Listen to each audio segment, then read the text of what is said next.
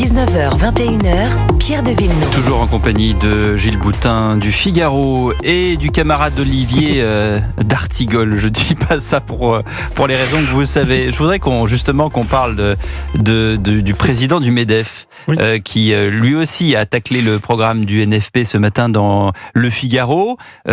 C'était pas un hasard du calendrier puisque le MEDEF tient chaque année une réunion des entrepreneurs de France sur l'hippodrome de Longchamp où arrivent tous les grands patrons du CAC 40, mais aussi les ministres. Tout à l'heure, il y a eu une ovation pour Bruno Le Maire. Écoutez ce que disait Patrick Martin à la REF, à l'hippodrome de Longchamp.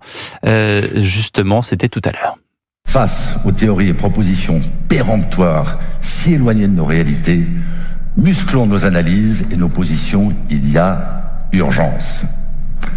En effet, les derniers débats électoraux n'ont pas traité d'innovation, d'industrie, de formation, de concurrence internationale, d'investissement, de prix de l'énergie, et j'en passe. Même l'emploi n'a pas été un sujet central. Patrick Martin qui, ce matin, était l'invité de nos confrères de France Inter, et voilà ce qu'il dit du programme du nouveau Front Populaire.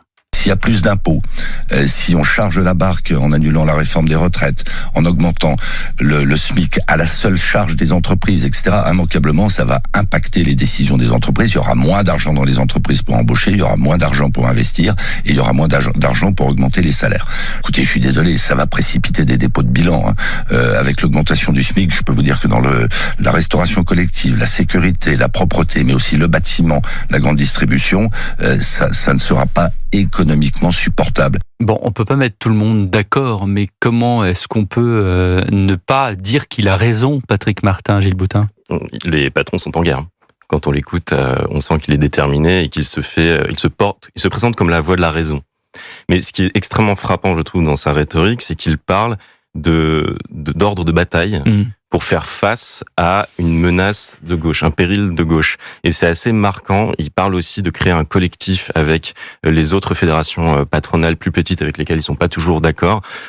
On sent que surtout qu'on sait que Patrick Martin a été très engagé dans les fédérations, justement, dans le territoire français, ce qui n'a pas été toujours le cas de tous les présidents du MEDEF. Absolument. Et de ce dialogue est censé naître un nouveau front qui s'ajoute à tous les fronts qui existent déjà. Donc le front républicain, le front anti-LFI, voire le front anti-gauche. Et maintenant, c'est le front anti-déraison, le front anti-démagogie économique. Et je trouve que c'est symptomatique de cette période où on est dans une polarisation extrêmement forte des discours politiques. Je pense par exemple à Ciotti qui, lui, a dit « c'est la gauche dans son ensemble qui est dangereuse ». Alors qu'avant, le PS, on ne le qualifiait pas de dangereux quand il était au pouvoir. Désormais, il est dangereux parce qu'il est considéré sous la coupe de LFI. Et Patrick Martin, dans son discours, nous donne à voir un ordre de bataille qui a vocation à faire du lobbying, à rappeler à l'ordre les personnes qui partiraient dans les politiques qui partiraient dans des aventures un peu trop hasardeuses en termes de notions. Et donc, ils sont partis pour nous faire du lobbying et nous refaire un cours à tous, national, des bonnes pratiques économiques. Mais peut-être que c'est salutaire, parce que ce qu'il dit est nécessairement le reflet d'une extrême inquiétude. Et l'inquiétude, elle est d'autant plus nourrie que, actuellement, la plupart des entreprises sont extrêmement attentistes. Elles regardent ce qui se passe. Déjà, je pense qu'elles sont soulagées de savoir que ce ne sera pas un gouvernement Castex. Maintenant, elles attendent de voir dans quelle direction ça va aller. Et je pense que si Macron se tourne plutôt vers la droite, ce qui permettrait à Macron de préserver ses propres acquis en termes de réforme, notamment la réforme des retraites, et aussi de pouvoir enfin appliquer la réforme de l'assurance chômage, ils seront extrêmement soulagés et ils n'attendent qu'une chose, c'est que ça aille dans cette direction-là. Il y a un paradoxe en France, c'est que d'un côté, on n'aime pas les patrons.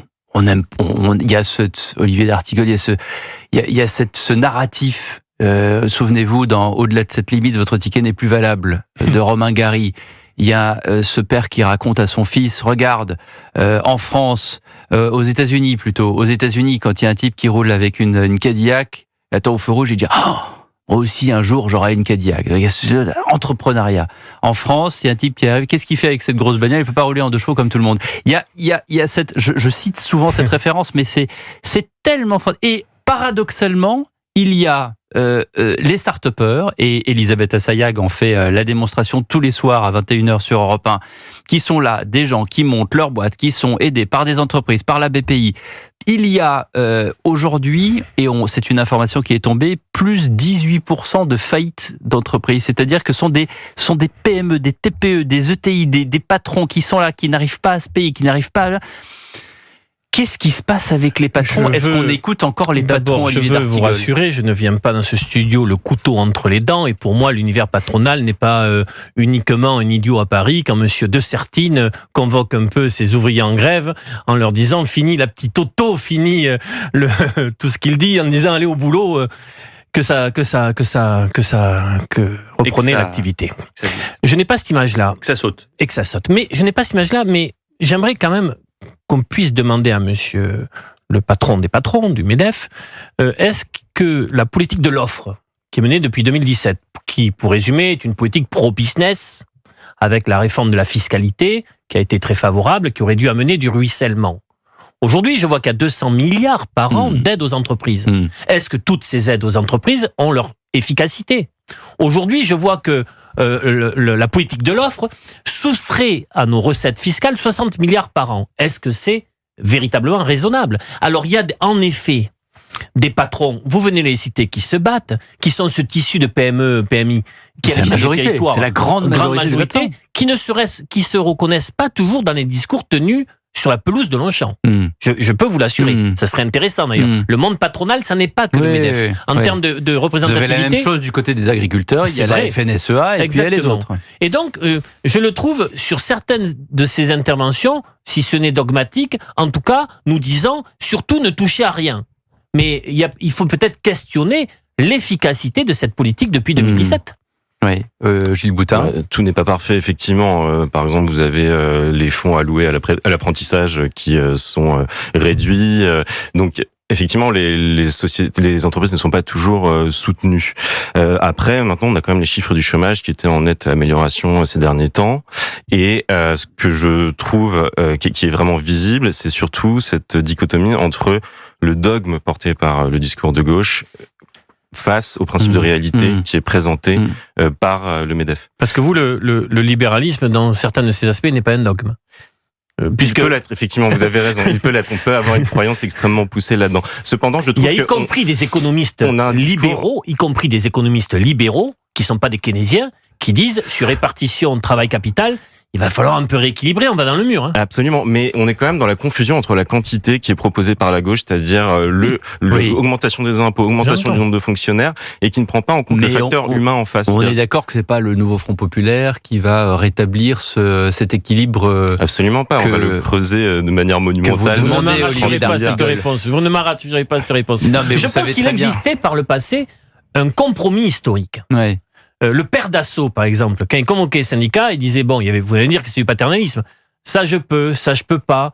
Et il y avait un intérêt un conflit de classe, mais des fois, ça atterrissait sur du compromis. Les choses étaient plus simples. Je suis désolé de dire ça, je joue au vieux combattant. C'était mieux avant. Mais peut-être qu'on n'avait pas les fonds de pension qui venaient... C'est pas que c'était mieux avant, c'est que c'était une autre époque. Oui, mais elle avait sa forme d'efficacité. Et puis, il y avait un modèle unique dans l'entreprise. Aujourd'hui, les entreprises sont multiples. C'est pas exactement les gens allaient... Regardez, vous me parlez de Marcel Dassault, on a l'impression d'être dans un film de Claude Sautet avec les aciéries, quoi. Non, mais c'est un autre monde. Le capitalisme dans sa forme aujourd'hui, actuelle. il y a trois start-upers qui ont une idée, ils sortent de Polytechnique, ils vont voir une banque et ils ont un ordinateur et un téléphone portable, c'est tout. Est-ce qu'aujourd'hui, un capitalisme dans sa forme financiarisée et court-termiste, je connais des entreprises en Béarn qui ont été rachetées par des fonds de pension qui n'ont jamais vu le représentant de ce fonds de pension et qui se sont fait faire du mal par ce type d'investissement. Cependant, en face, la gauche ne propose pas de réflexion sur l'efficience de l'argent public. Et c'est ça, c'est l'angle mort absolu. C'est-à-dire qu'ils ne croient qu'à l'impôt, et ils ne nous expliquent pas comment ils vont l'utiliser.